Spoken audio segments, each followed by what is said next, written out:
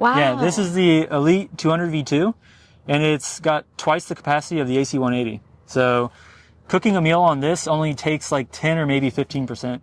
Hi everyone, I'm Autumn here at CheapRVLiving, and today I am with Chad and his, what do you got here? It's a GMC Safari. GMC Safari, awesome. Well, I'd love to hear about your Nomadic experience. How long have you been on the road? Yeah, so I sold my house in June of last year, so 2024.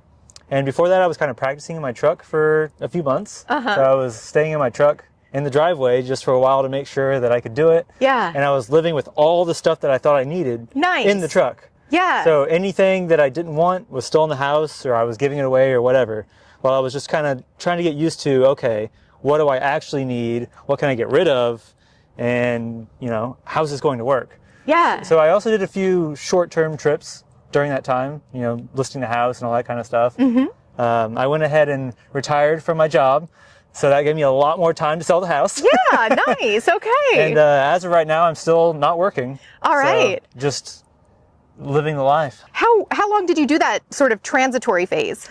So it was January of 2024 when I first started deciding, hey, I want to do this full time. Yeah. Like I've always wanted to do it, but then it's like, why not now? Yeah. So January was when that started, and then it was June when the house actually sold. Okay. Okay. So a good 6 months of really kind of just adapting. Right. So it sounds like kind of this nomadic spirit has been part of you for a while.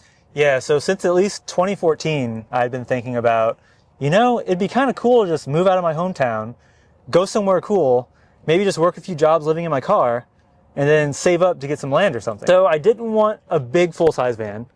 And I've honestly always wanted an Astro my whole life, since I was a kid. I don't know if it reminds me of like the Scooby-Doo van or like what it is, like the Mystery Machine or something, but I also just like that it's shorter, and I just love the look of it. I started looking around, and sure enough, I found this for only about $2,000.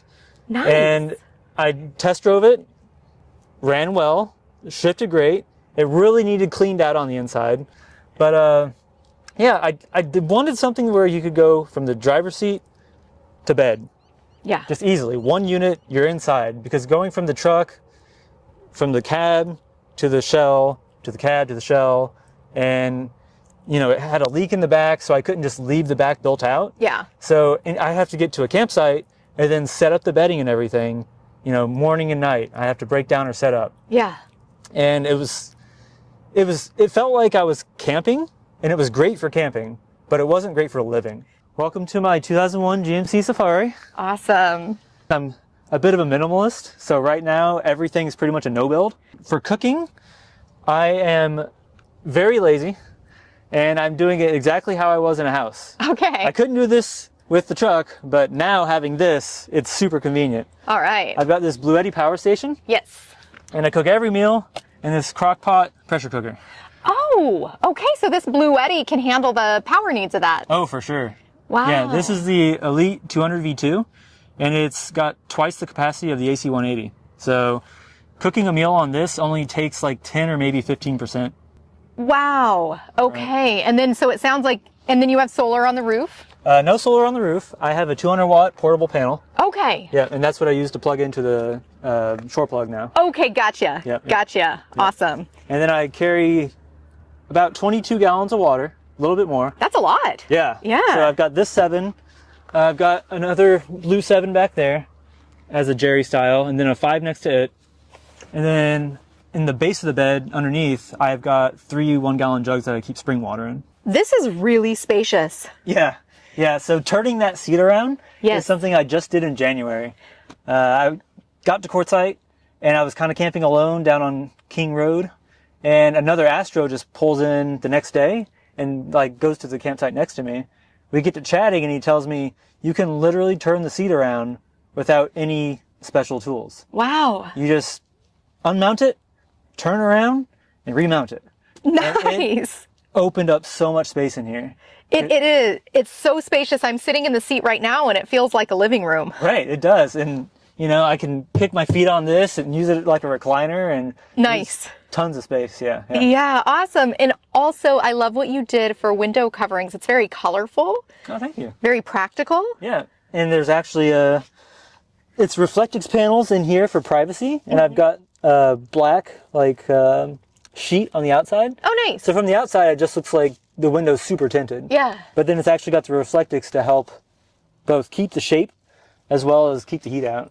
And I'm curious, how did you adhere that sheet to the Reflectix? Stapler. Okay, sweet. Nice. Just a little bitty stapler. Yeah. Nothing special. How are you hanging up these, like the curtains? Yeah, so I've got these static ropes that I got at a outdoors store, and they're running across these carabiners. Oh, sweet. And the carabiners have little cams that hold the rope tight.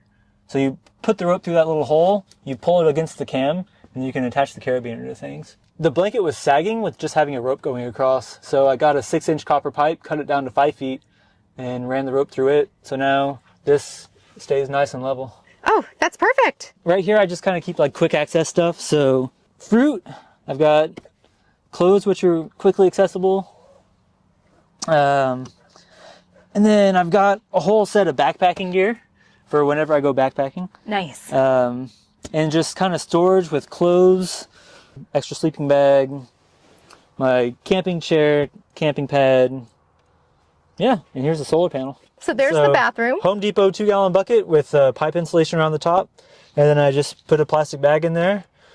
And yeah, and that's if I'm like, you know, in town or camping around people. Sure. If I'm actually out in nature, then I just, you know, hike out into the woods. Sure, gotcha. And do you tend to stay stealth in cities, or do you kind of mix it up and go? I prefer to be out in nature. Yeah. I have spent some time stealth camping, but I honestly don't prefer it just because there's all the road noise and just the city vibes, and being out in nature is just one of my passions anyway. So I honestly started doing this so I could be out more. Okay, so also, how about showering? How's that for you? I do still have a membership to Planet Fitness. If I do happen to get really sweaty, then I'll just fill up a water bottle and just kind of like rinse off. Yeah. I also just love swimming in like natural water. So whether it be like creeks, springs, rivers, going to hot springs, whatever it may be like that too. So underneath the crock pot there, I've got that blanket, and that's on top of another smaller tote. And that tote is kind of like my root storage is what I call it.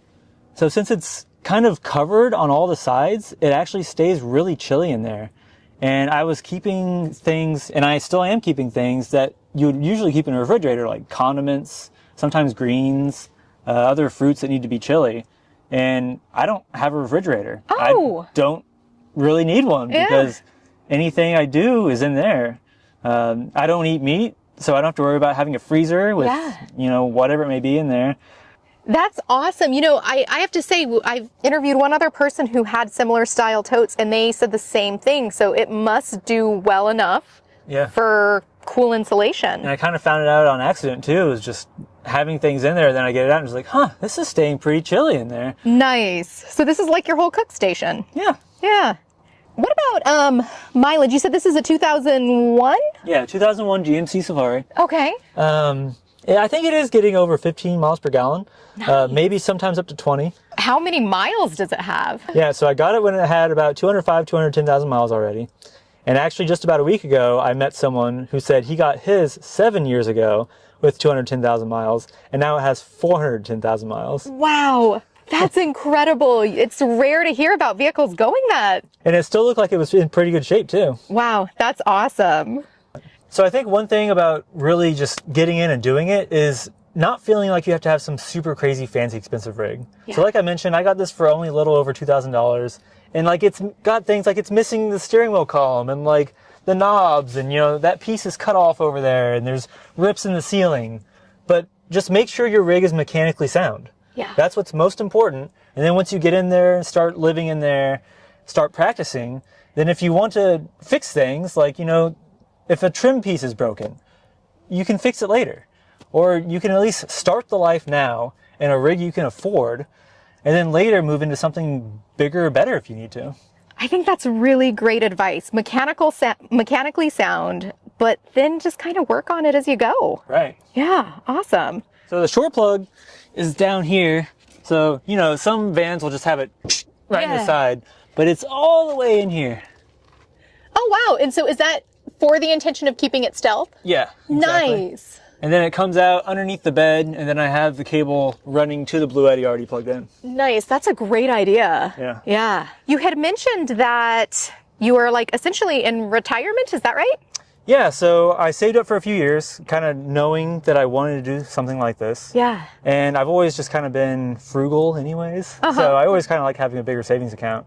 And when I sold the house, I basically got everything back that I put into it. Nice. So I got my savings back that I had invested into that. Yeah. And now I can just kind of relax, explore, figure out more of what I want to do rather than just working until you're decrepit and then not being able to actually enjoy life. I think what is so helpful, especially for like the younger generation to hear, is that there's alternate paths. Right. And that's a big deal. I mean, I'm curious for you, did it take courage to do this, or was it just so practical that you sort of fell into it? It did take, I think, knowing someone who does this full time. So a friend named Callan, if anyone knows him, he lives like full time out of a backpack. Oh, wow. So on permaculture farms, and he originally was doing truck life for a while, but then he went vehicle free, and I actually met him in 2021 whenever I went across the country and spent a little bit of time with him, and I've stayed in contact with him and stuff, and he's been on my channel. Oh, cool. I've been on his channel. Yeah. So seeing him do it was just like, wow, absolute freedom. Yeah. Living on like $200 a month. Wow. And just like, he's an incredible person. Yeah. And I even hosted him at Tucson, in my house in Tucson for a while. Well, outside the house, because he lives outside full time. Yeah. So Yeah. seeing him and just being like, wow. Yeah. I've always kind of wanted something like that. And knowing someone personally who's doing it is like, yes. Totally. I think that's one of the gifts of the technological era. And speaking of channels, you mentioned that you have a channel. Right. Can you share that with our viewers? Yeah, so I have a channel on Odyssey called CheapRVLiving. And you can access it from my website, hyperling.com. That's hyperling.com. And there's links on the book/media page to, you know, all my sites and stuff. But I'm not really on social media, so. I think one of the things that's so cool about what you're sharing is the power of seeing somebody else do it. And so if you were able to maybe speak to folks out there who were kind of on that cusp of really wanting to take this leap, what would you tell them? It's a lot easier than you actually think. A lot of people think it's a huge jump, but whenever I made the move from Indiana to Arizona, my brother, who's in the Air Force and has moved around a lot, told me the biggest thing about moving is just doing it. Like you just move. That's all you have to do.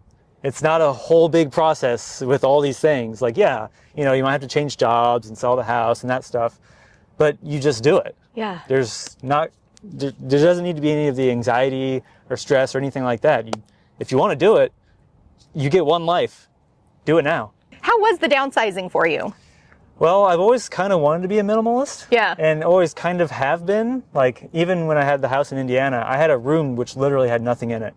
Just because I enjoyed having an empty room to hang out in if I wanted to. Yeah. Well, Chad, thank you so much for sharing your awesome safari van, as well as your really great van life experience.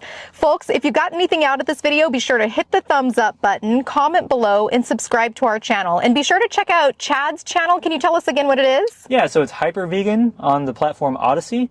And you can also check out my website at hyperling.com. HYPERLING.